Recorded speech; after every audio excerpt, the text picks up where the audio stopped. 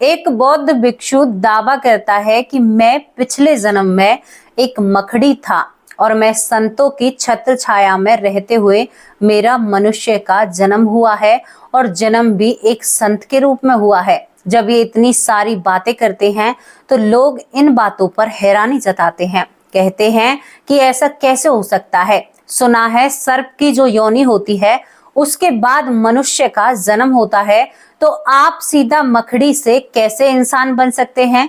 जब ये बौद्ध भिक्षु बताता है कि मैं संतों की छत्र छाया में रहा था, मैंने संतों का ज्ञान प्राप्त किया था और उन्हीं के प्रताप से या उन्हीं के आशीर्वाद से मुझे मनुष्य योनि मिली है और इसमें भी मुझे एक संत का रूप मिला है। दोस्तों, इन बातों को सुनकर हैरानी होती है, ताज्जुब सा होता है, लेकिन ये बातें बहुत पुरानी है। जबकि ये बातें हैं जब गाड़ी ना यहाँ पर आपको बस, ये जो ट्रक होते हैं ना, यहाँ पर बस ना दो पहिया वाहन ना बाइक ना कुछ भी ऐसी चीजें नहीं थी। लोग ज्यादातर पैदल रास्ता तय किया करते थे और यहाँ पर लोग घोड़े तांगे ऐसी चीजों का ज्यादा इस्तेमाल किया करते थे। अब मैं आप लोगों से पूछना चाहती हूँ कि क्या कोई मकड़ी मनुष्य रूप में आ सकती है, और फिर आई तो आई कैसे, कैसे उसे इतनी योनियों से डायरेक्ट ही एक मनुष्य योनि में भेज दिया था। आज आपको संतों की महिमा बताएंगे, संतों के साथ रहने से कितना प्रभाव पड़ता है, आज आपको वो चीज का भी बोध कराएंगे। क्योंकि बहुत सारे सवाल आते हैं, संतों के क्षण भर मात्र दर्शन से ही मनुष्य का उद्धार हो जाता है अगर कोई सच्चा संत आपके सामने हो, ऐसा यहाँ तक कहा गया है। पता है आपको, उनके दर्शन से ही हमारा उद्धार होने का एक संकेत बनता है। तो क्या किसी संत के साथ से किसी मकड़ी का मनुष्य के रूप में जन्म हो सकता है? दोस्तों, बहुत रोचक स्टोरी है और कई सवालों के जवाब देगी। जो सवाल आपके अंदर यानी फूट रहे हैं या सवाल निकल रहे हैं, आप सोच रहे हैं कि ऐसा कैसे हो सकता है। बहुत सारे सवाल मन में उत्पन्न होते हैं, हम किसी चीज को देखते हैं। कभी कभी मन कहता है कि ये सामने वाला बकवास कर रहा है, ऐसा कुछ भी नहीं होता, लेकिन ये हमारा भ्रम है, ये हमारी सोच है और ये हमारी ही बनाई हुई बातें हैं। मन बड़ा पापी है रे, आपको नचा सकता है और ऐसा नचा सकता है कि कोई भी ताकत आपको रोक नहीं सकती। कौन रोक सकते हैं? श्री हरि, भगवान का भजन आपको रोक सकता है। तो क्या आप इस कहानी या इस घटना को सुनने के लिए तैयार हैं, जहां पर एक मकड़ी का मनुष्य के रूप में जन्म हुआ था? कहां से शुरू होती है? चलिए, आपको हमारे साथ कौशाम्बी चलना होगा। कौशाम्बी में एक बौद्ध मठ होता है। बौद्ध मठ में एक व्यक्ति रहता है, व्यक्ति क्या कहूं, इन्हें मैं श्री संत ही बोलूंगी। एक बौद्ध भिक्षु रहते हैं जिनका नाम यहाँ पर शर्मन नाग दत्त होता है। शर्मन नाग दत्त इनका नाम होता है और ये बड़े शांत स्वभाव के थे, सरल थे, लोगों को ये बहुत अच्छे से समझते थे। कभी भी किसी की अवहेलना नहीं करना, किसी के बारे में बुरा नहीं बोलना, किसी को बुरा भला कहना इनकी कहते हैं कि इनकी सोच में ही नहीं होता है। दोस्तों, ये बहुत ही अच्छे से अपने जीवन को व्यापन कर रहे थे, हमेशा अच्छे से अच्छा करने की कोशिश करते थे, लोगों को जागरूक करते थे और लोगों को बताते थे कि जीवन पल में बदल सकता है अगर आप संतों की छत्र छाया में रहोगे। अब एक दिन की इनकी जिंदगी का किस्सा आप लोगों को बताती हूँ। ये वाराणसी जा रहे थे, यहाँ पर गंगा घाट पर जाते हैं, जिसको शायद हम बनारस भी कहते हैं, काशी भी कहते हैं। तो यहाँ पर कौशाम्बी से करीबन 200 किलोमीटर दूर यहाँ पर वाराणसी यानी कि कौशाम्बी से 200 किलोमीटर दूर पड़ता है यहाँ पर जो ये हमारा काशी घाट होता है। ये जो बौद्ध भिक्षु होते हैं ये पैदल अपनी यात्रा तय किया करते थे, तभी यहाँ पर दोस्तों ये पैदल वाराणसी के लिए, गंगा घाट के लिए निकल जाते हैं। इनको तो पैदल रास्ता तय करना है, चाहे रास्ता कितने भी दिन में इनका तय हो, लेकिन इनको पैदल चलना है। रास्ते में जब ये पैदल चल रहे थे तो पैदल चलते हुए इनको रास्ते में एक गाड़ी नजर आती है। तांगा गाड़ी थी, देखने में लग रहा था कि किसी बड़े सेठ की गाड़ी है।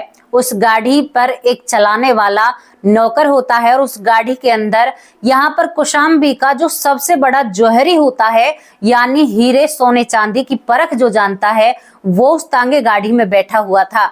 ये संत इसे देखकर हंसने लगता है और जौहरी संतों की बहुत ही सेवा और बहुत उनके प्रति बहुत उनकी आराधना थी या आस्था थी। तो यहाँ पर जौहरी अपनी उस तांगे बुग्गी को रुकवाता है और रुकवाने के बाद अपने नौकर से कहता है कि इसे यहीं पर रोकना, और संत के चरणों में लेट जाता है। इस संत से कहता है, जो सरमन संत होता है, यानी जो बौद्ध भिक्षु था, इससे कहता है कि हे भगवान, आपका बहुत ही मुझ पर एहसान होगा अगर आप मेरी इस सवारी में बैठोगे। अब बौद्ध भिक्षु इसको देखकर हंसने लगते हैं।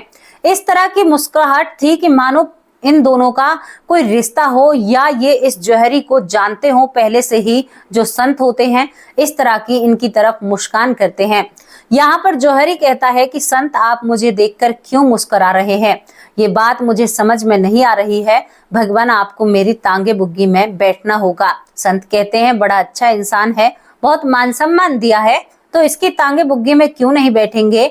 और यहाँ पर जो बौद्ध भिक्षु होते हैं इनकी गाड़ी में तांगे बुग्गी में बैठ जाते हैं। तांगा बुग्गी आगे चलने लगता है। तभी जौहरी कहता है कि हे भगवान, संत जी, मैं आज बहुत भाग्यवान हूँ, मैं किसी अच्छे काम से जा रहा हूँ, लेकिन आपको देखकर मेरा और भी दिन बन गया है। आप मुझे देखकर जाने पहचाने से लग रहे हो और आपको देखकर मेरी सारी परेशानियां खत्म हो गई हैं। मैं आपसे कुछ ज्ञान प्राप्त करना चाहता हूँ।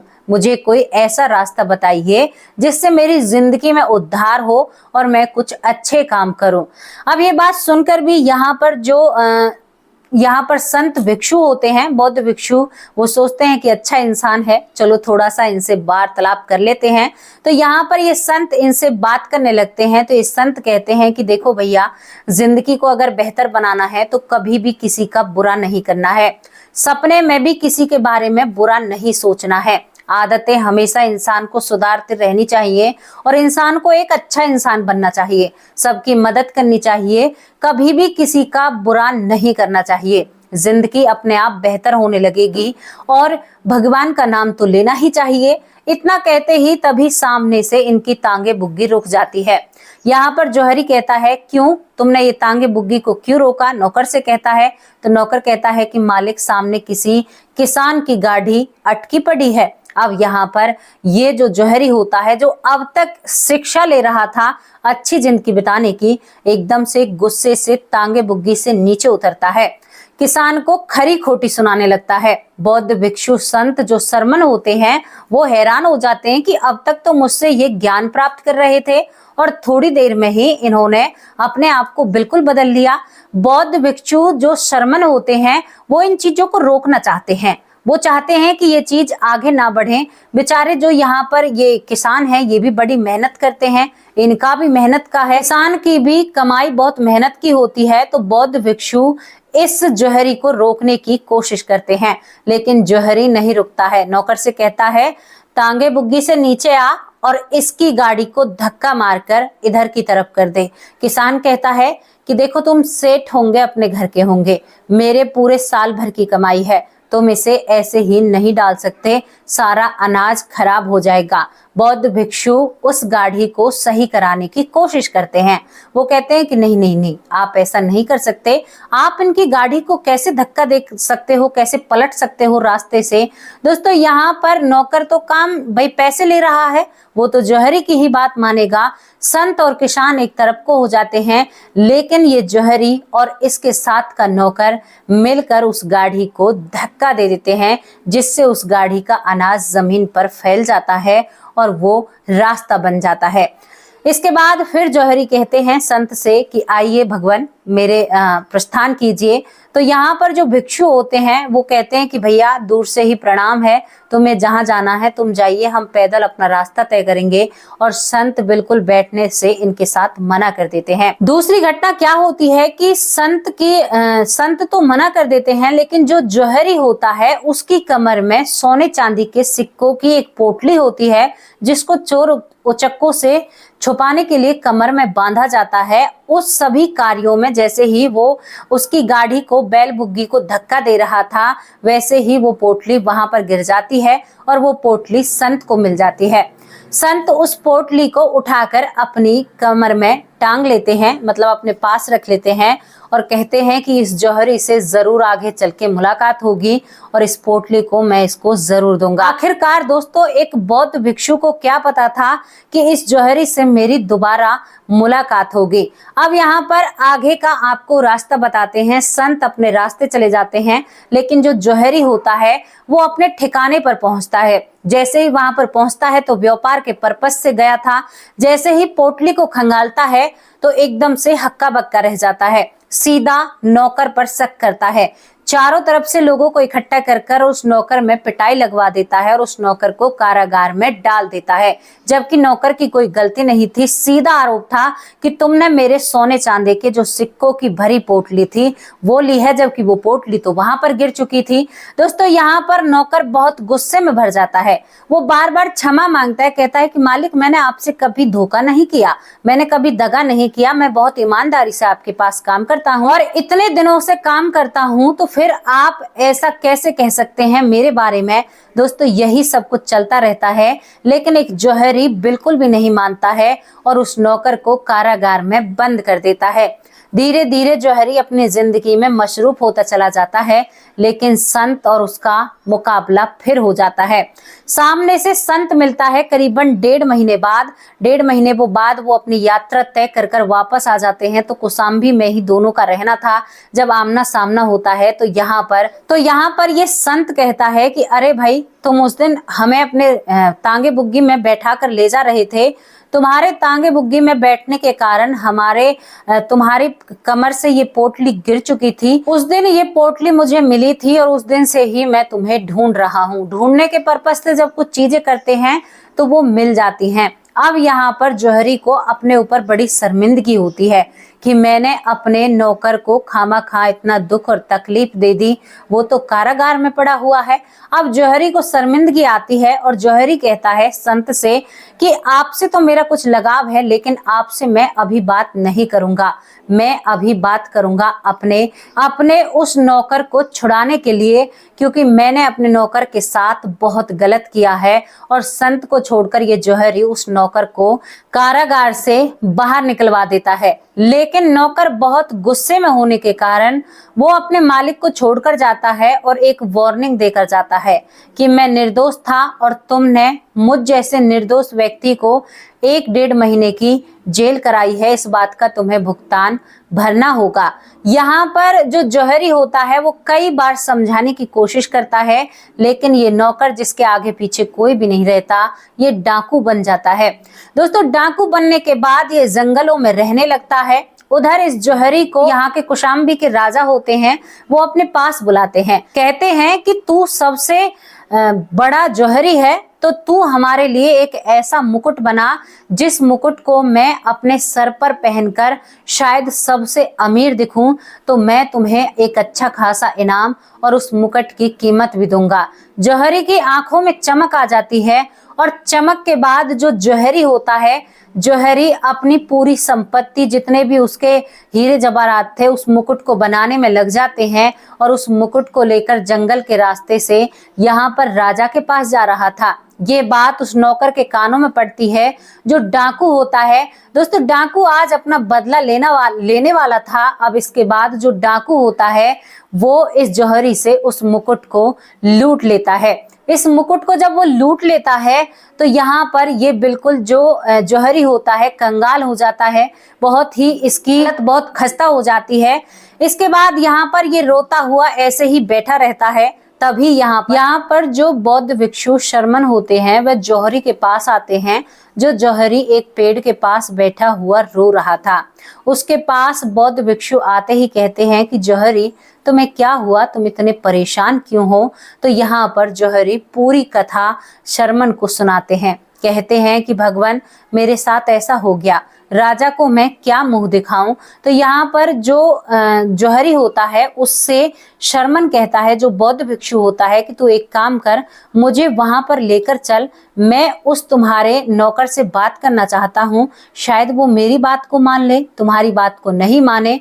दोस्तों, इसके बाद यहाँ पर जो बौद्ध भिक्षु होता है वो इस जौहरी के साथ मिलकर उस जंगल में जाता है जहां से उससे लूटपाट होती है और वो उस नौकर से मिलता है। नौकर से वार्तालाप वार्तालाप कर ही रहा था, जो शर्मन बौद्ध भिक्षु होता है, तभी दूसरे जो डाकू होते हैं इन पर हमला करते हैं। आपस में दो दलों में लड़ाई होती है और लड़ाई में जो नौकर होता है वो घायल हो जाता है और ये लड़ाई भी बंद हो जाती है। बौद्ध भिक्षु और ये जौहरी एक तरफ खड़े होकर ये सब कुछ देख रहे थे। तभी यहाँ पर बौद्ध भिक्षु भागकर इस नौकर को पानी पिलाने की कोशिश करता है। अब ये बात देखकर नौकर बहुत हैरान हो जाता है, क्योंकि बहुत सारी बातें पहले सुनी थी। यहाँ पर नौकर कहता है कि हे संत, मैं आपका बहुत मान सम्मान करता हूँ, लेकिन ये जौहरी बहुत बेकार दिल का व्यक्ति है, इसके अंदर दया और धर्म तो बिल्कुल भी नहीं है। आप इसकी इतनी मदद क्यों करते हो? आखिर ऐसा क्या है? आप मुझे ये भेद खोलकर बताइए, क्योंकि मैं बहुत दुविधा में हूँ।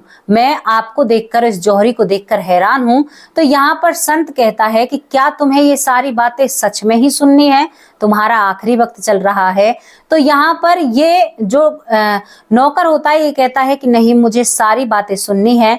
तो बौद्ध भिक्षु अब जो सच रखेगा वो इन तीनों व्यक्तियों की आंखें खोलने में बहुत बड़ा योगदान साबित होगा।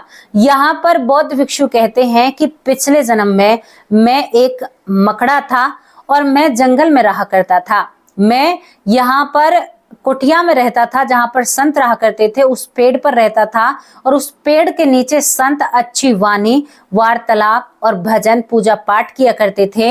मैं उन सबको सुनकर बहुत अच्छे से अपना जीवन व्यापन करता हूँ। लेकिन जो ये जौहरी होता है, ये पिछले जन्म में, इसका जन्म निषाद का होता है। तो निषाद रूपी में ये यहाँ पर जंगल में ये सारी चीजें किया करता था, शिकार करना, बहुत सारी चीजों को करना। तो मैं अपने पेड़ पर जा रहा था, तभी इस निषाद को मैं नजर आता हूँ। तो इसके मन में सोच बनती है और ये मुझे पैर से कुचलना चाहता है। इसने मेरे ऊपर पैर रख ही दिया था, लेकिन तभी अपना पैर हटाता है और सोचता है कि क्यों इसे मारूं, और इसको दया आ जाती है। उसके बाद ये अपने रास्ते हो जाता है और मैं अपने रास्ते हो जाता हूँ।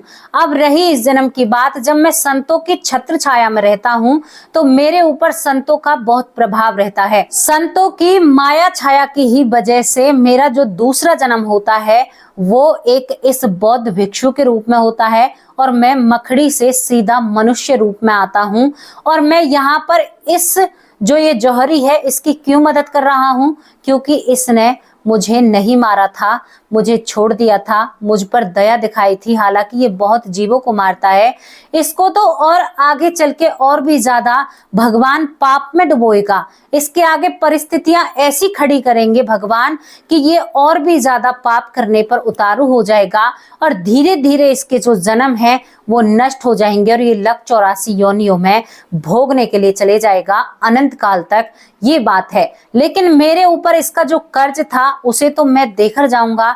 इसी वजह से मैं इसकी इतनी मदद कर रहा हूं और इसकी इतनी मदद करते हुए मैं इसकी इतनी रक्षा कर रहा हूं, क्योंकि इसने मुझे एक बार छोड़ दिया था। वरना उसी वक्त अगर ये मुझे मार देता तो मैं लक 84 योनियों में भ्रमण करता, मुझे कभी भी ये मनुष्य रूपी देह नहीं मिलती, मैं भगवान की शरण में कभी नहीं जाता, क्योंकि मेरी शिक्षा अधूरी रह जाती। क्योंकि संत जो भी किया करते थे उन सबको मैं देखा करता था।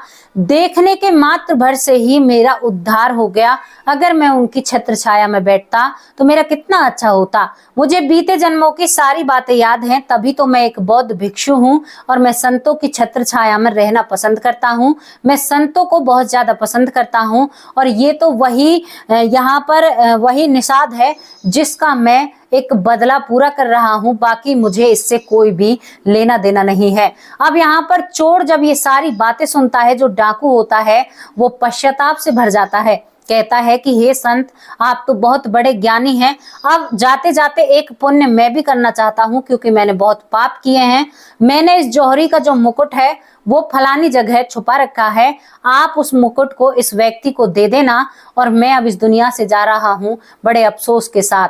संत कहते हैं कि तुम एक अच्छी जगह जाओगे, क्योंकि तुम्हारा आखिरी जो वक्त है वो पश्चाताप में चल रहा है। तुम्हें सारी करी हुई कर्मों पर शर्म आ रही है, तो तुम्हारा आने वाला जन्म अच्छा ही होगा। तुम चिंता मत करो, तुम एक अच्छी जगह जाओगे, तुम निश्चिंत होकर अपने प्राणों को छोड़ सकते हो। दोस्तों, यहाँ पर जब सारी बातें जौहरी सुनता है, जौहरी जौहरी सुनता है तो वो अपने आप में बहुत ज्यादा शर्मिंदगी महसूस करता है। जो जौहरी अब तक लोगों पर अत्याचार किया करता था, पैसे का घमंड दिखाया करता था, वो जौहरी अब खुद एक संत बन जाता है। और यहाँ पर जो मखड़ा पिछले जन्म में मखड़ा था, इस जन्म में एक इंसान बौद्ध भिक्षु है, उसके साथ वो भी दीक्षा शिक्षा लेने लगता है और अपनी जिंदगी को बिताने लगता है। कहते हैं कि ये चैन बनती है, संतों के तो दर्शन से ही आपके जीवन का उद्धार हो सकता है। तो कैसी लगी आप लोगों को ये कहानी, जहां पर ये सब कुछ होता है, एक मखड़ा जो संतों को देखने भर से ही इंसान रूप में आ जाता है। तो आप क्यों संत दर्शन से विपरीत चलते हो, क्यों संतों का अपमान करते हो? जो संत गलत कर रहे हैं वो अपने लिए कर रहे हैं, लेकिन जो आप अच्छा करोगे वो अपने लिए करोगे। तो अपने आप को सुधारिए, अपनी जिंदगी को बेहतर बनाइए और अच्छे से अच्छा ज्ञान लीजिए और देखिए हमें संतों की छत्र छाया में क्या मिलता है, उस पर भी पूरा ध्यान दीजिए, जिंदगी को बेहतर बनाइए। यह स्टोरी आपको कैसी लगी, जहां पर एक मखड़े का जन्म उसके देखने से ही बदल जाता है और वो एक इंसान रूप में आता है? तो क्या आप अपनी जिंदगी को सुधारना चाहते हैं, बेहतर बनाना चाहते हैं? संत दर्शन भी भगवान की ही कृपा से होते हैं। तो अब आप लोगों से विदा लेना चाहती हूँ, शाम को हाजिर होंगे आप सभी लोगों के नाम के साथ। तब तक के लिए नमस्कार, जय हिंद, जय भारत।